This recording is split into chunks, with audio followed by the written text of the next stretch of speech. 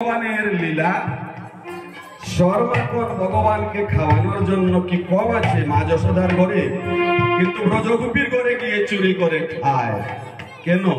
এ হলো লীলা। কারণ ব্রজগোপীরাও সর্বক্ষণ রাখে ভগবানের জন্য, আর ভগবান এই যে শিশু কৃষ্ণ তারা জানে না, তাই শিশু কৃষ্ণ গিয়ে খায়, তারা মনে করে ভগবানের সেবায় লাগেনি, কিন্তু এই যে শিশু কৃষ্ণ নেই ভগবান তা জানতো না তারা। তাই এবার কি করলো, দিবা অবসানে জানে দিবা অবসান জানে না চতুর কান,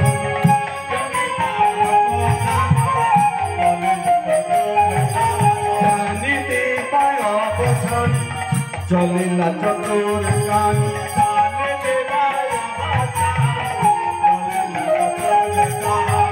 প্রবেশিলা কদলি কাননে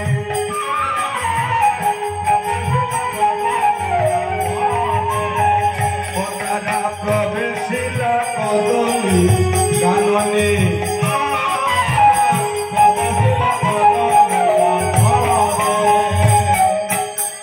সুবল মন্ডল সঙ্গে পরিণামের সঙ্গে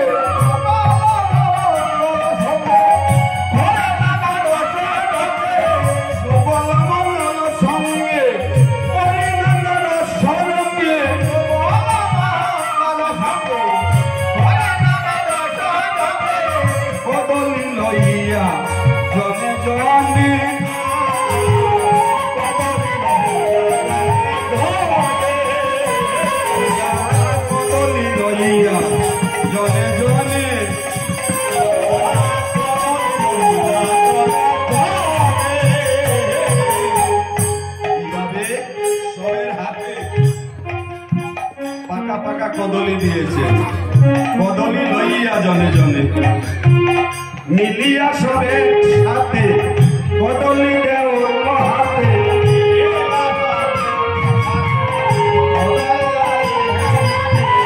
মিলিয়া সবে সাথে কদলি দেও হাতে,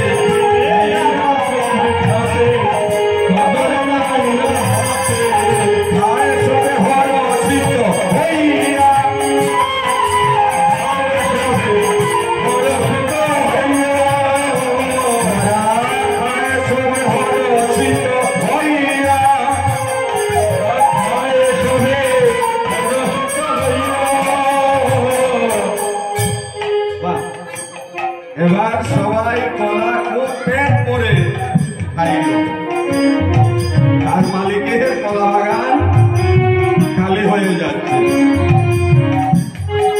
কিন্তু ভগবানের উদ্দেশ্যে রেখেছিল ভগবানই খাচ্ছেন। আমরা যদি ভগবানের উদ্দেশ্যে এইভাবে রাখতে পারি তবেই আমাদের মানব জন্ম সফল হবে। আমরা তো শুধু আমাদের জন্য রাখি, ভগবানের জন্য চিন্তা করি না। এবার কি করলো, খাওয়ার পরে পরিয়া বনের ফুল গায়ে মাকে রান্না ধুল, বনের ফুল পরিয়া গায়ে রান্না ধুল মাখছে, মানে আনন্দ করছে খাওয়ার পরে যা করে। পরিয়া বনের ফুল গায়ে মাকে রান্না ধুল,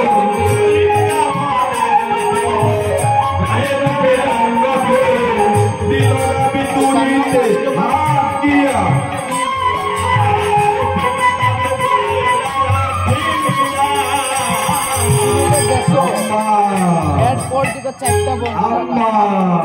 চারটা বন্ধ থামা নাই, তারা আনন্দ করছে, আর গাড়িগল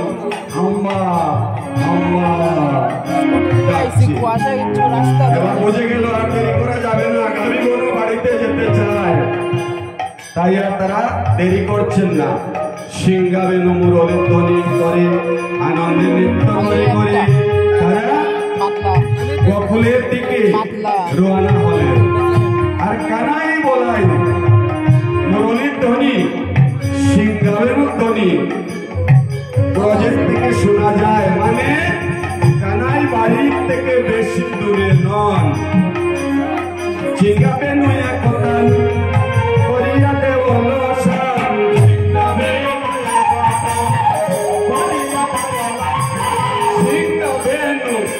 কথা করিয়া দেওয়াল সাত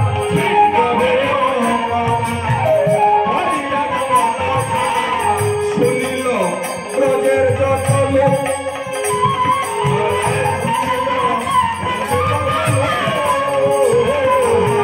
শুনিল ব্রজের যত লোক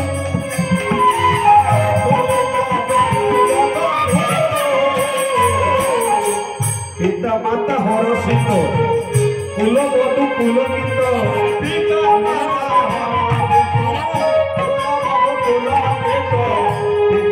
হরষিত কুলবধূ পুলকিত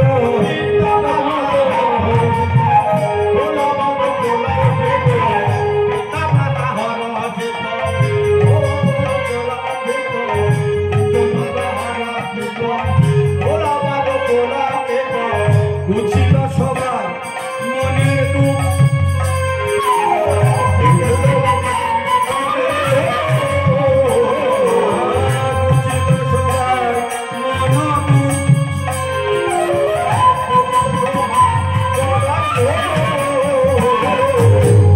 যখন বংশীধ্বনি শুনতে পেলেন মাতা পিতা হরষিত আনন্দিত মা শুনছে গোপালের বংশীধ্বনি কুলবধূ পুলকিত মানে সবাই ব্রজ গোপীগণ সবাই পুলকিত সবের মনের দুঃখ চলে গেল কারণ কানাই বলাই আসছে কিন্তু একজন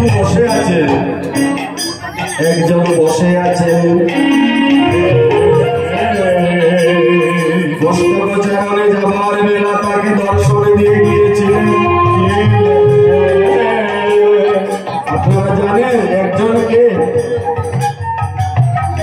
তপ্ত কাঞ্চন গৌরাঙ্গিনী রাধে বৃন্দাবনেশ্বরী সবানুসুতং দেবী তং নমামি হরিপ্রিয়ে ঋষভানু নন্দিনী রাধারানী যাবৎ গ্রামে আয়ান গৃহিণী হয়ে কৃষ্ণ বিরোহিণী হয়ে শতবর্ষ কাটাবেন এই অভিশাপ তার উপরে ছিল কে দিয়েছিল অভিশাপ পূর্বযুগে ভক্ত শ্রীরাম রাধারানীকে অভিশাপ দিয়েছিল কারণ শ্রীরাম আমি সেই কথায় যাব না ব্রহ্ম বৈবর্ত পুরাণে আছে গোলক বৃন্দাবনের কথা আমি বলছি এই বৃন্দাবনের কথা কিন্তু কথা হলো গোলক বৃন্দাবনে বিরজাসনে প্রাণ গোবিন্দ ছিলেন প্রেম আলাপনে তখন রাধারানী যাবার চেষ্টা করেছিলেন আর শ্রীরাম প্রহরী ছিলেন শ্রীরাম পথ আটকিয়েছিলেন রাধারানী শ্রীরামকে অভিশাপ দিয়েছিলেন আমি রাধারানী গোবিন্দের কাছে আমাকে যেতে তুমি বাধা দিচ্ছ তোমার কৃষ্ণ বিদ্বেষী দৈত্যকুলে জন্ম হবে কৃষ্ণ বিদ্বেষী দৈত্যকুলে শ্রীরামকে জন্মগ্রহণ করতে হয়েছিল কোন দৈত্য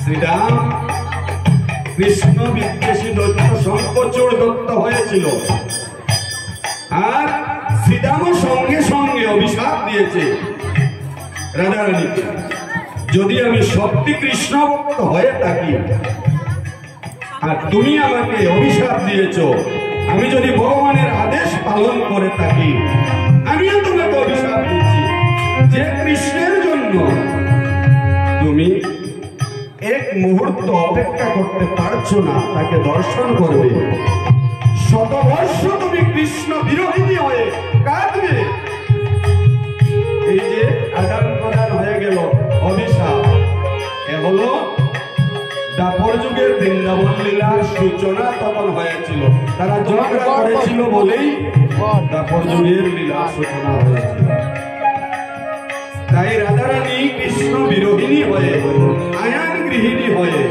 যাবৎ গ্রামে বসে বসে কাঁদছেন আর প্রাণ গোবিন্দ আসছেন যাবত গ্রামের কাছে গিয়ে সবে নিজ নিজ দেনু বাঁচে বিদায় লইলা জনে জনে। সকল রাখাল বালকগণ নিজ নিজ তেনু বৎস নিয়ে সব বিদায় নিয়ে নিল। রয়ে গেল কি গোপাল একা রয়ে গেলেন। বলরাম ছিলেন সঙ্গে, তিনিও আস্তে আস্তে সাইড হয়ে গেলেন। কারণ বলরামের জানা রাধারানীর সঙ্গে কৃষ্ণের দর্শন হতে হবে যাওয়ার সময়, তাই তিনিও দেখা দিচ্ছেন না। শেখর সত্তর করে কৃষ্ণ সুন্দরী মিলহন আগর ওই কানে। সামনাগর তোমার এখানে আছে রাধারানী, তুমি যাও যাও, এই দেখো তোমার বন্ধু গৃহে ফিরে যায়। শ্রীমতী রাধারানী প্রাণ গোবিন্দের পর গিয়ে আগলে ধরেছেন। কিভাবে? হৃদয় মন্দিরে তাকে দর্শন করছেন।